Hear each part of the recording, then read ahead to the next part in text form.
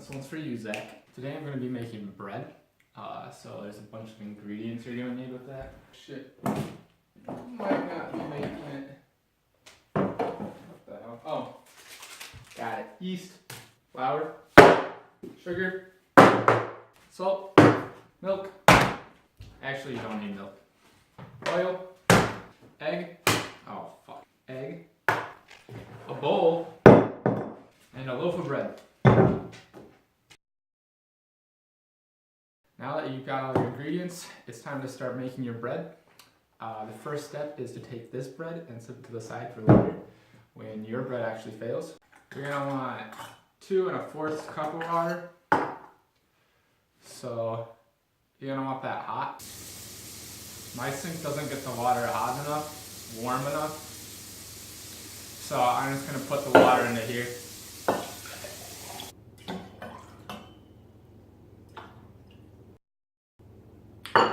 I'm gonna microwave it. I think this will work, maybe. I don't know. I don't want it boiling, but it's not hot enough. See, yeast likes hot water because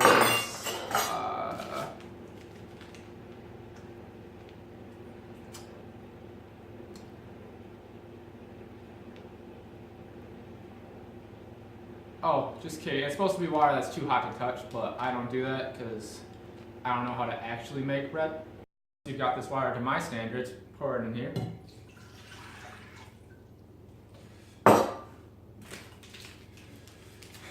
Take your yeast, put that in there too. Just kind of there, that seemed to work. And you put that in here.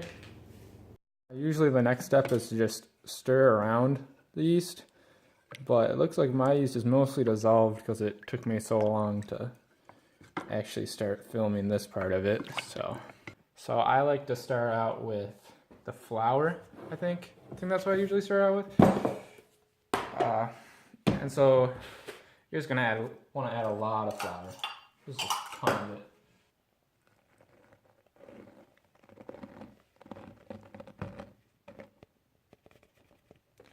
Get that in there. And then next you add a fair amount of salt.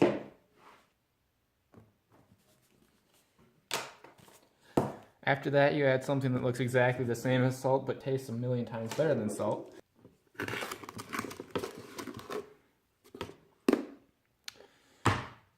And then you add the agent that binds us all together, oil.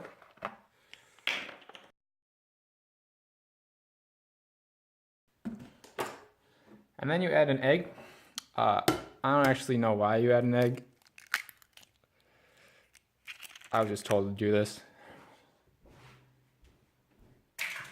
Now comes the fun part. You just stir it all together and it turns into batter. I think that's what you call bread. Bread batter.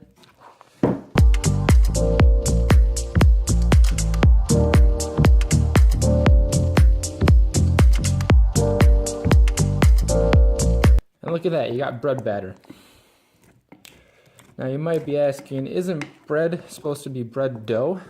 I actually don't know, but yeah, the transformation from bread batter into bread dough requires more flour. So we're just gonna keep adding that in until I don't really know.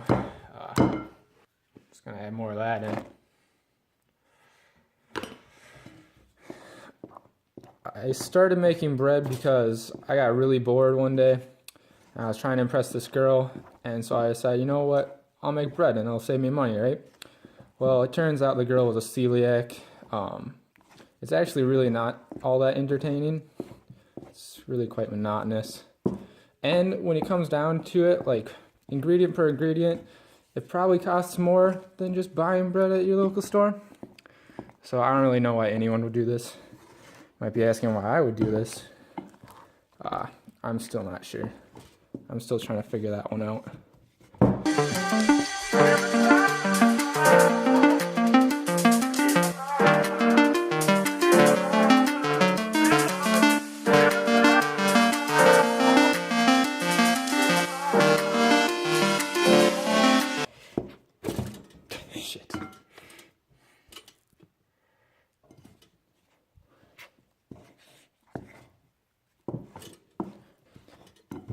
I don't know if you can hear it in the video, but if you hear that rattling every time I kind of like hit whatever my phone's on, my camera, it's because my phone's in a toaster right now.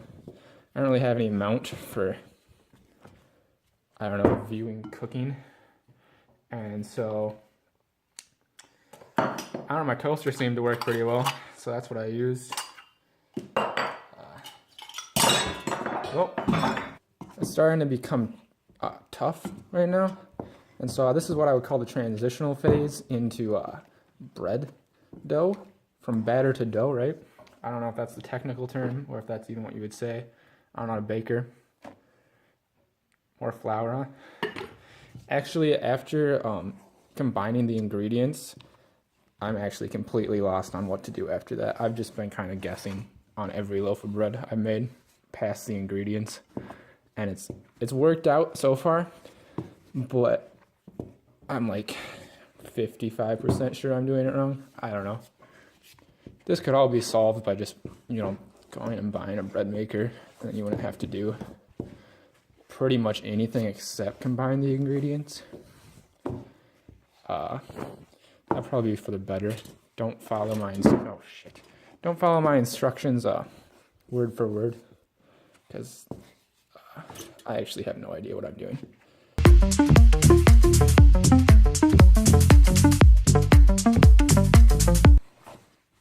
Now at this point, it becomes very important that you use a wooden spoon. I always use a wooden spoon because I actually don't know what I'm doing, but it does have its perks. One of its perks being, once the dough becomes like this, like just awful, and you can't really mix it anymore with the spoon, it just kind of congeals into clumps and stuck to the spoon like this. You can just kind of take flour and just rub it off. See?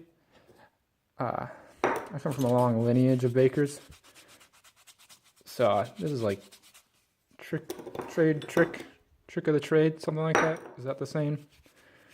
And it just rubs all this right off the wooden spoon because of the properties of wooden flour. And then you go out with your hands, at least I do. I'm not exactly sure what kneading is. Right now, I still have to add more flour after this. So I would say this is part of the mixing phase. I'm not sure if you're ever supposed to mix with your hands.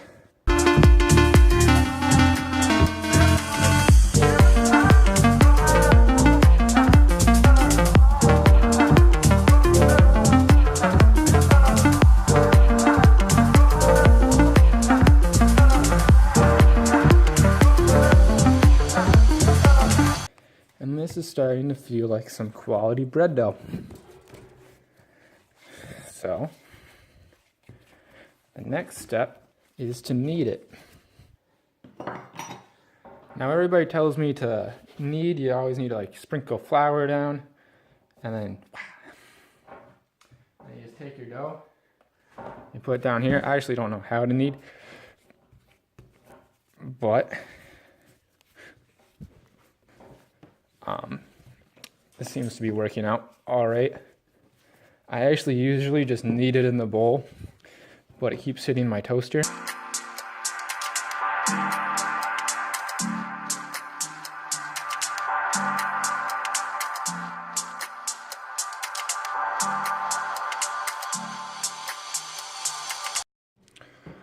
So after you've kneaded this bread for a while, yeah, it's like its own little baby. So after you've kneaded that, you're gonna wanna take that, and it goes on to the next step. Hear that? That was my toaster. Pretty sure the video could pick that up. I'm not sure if you're supposed to put it in another bowl or exactly where you're supposed to put it. I just put it in the same bowl because here's my setup. That's how I was filming. But anyways, after you have it in that bowl, then you go get the ingredient I forgot, which is cling wrap. So So you're just gonna wanna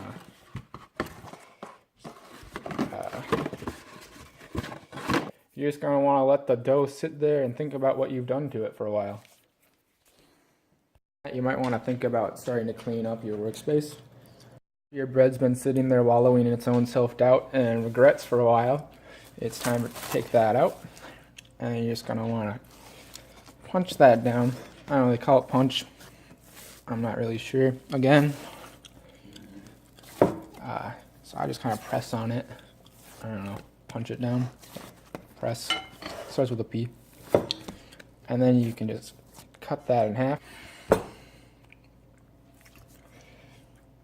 And then you take each half and put them in their own little box. This is going to be a rather small loaf, and this one's going to be excessively large. So that'll be fun. Sitting there for a while, you're going to want to take this wrap off them and then make some cuts in them. I don't really know what the cuts do, but it makes you look like not an amateur, and so that's really what I'm going for here. You can see there's different variations of the cuts. This one has like 3 in it, this one has 1, but then these go in the oven for a while.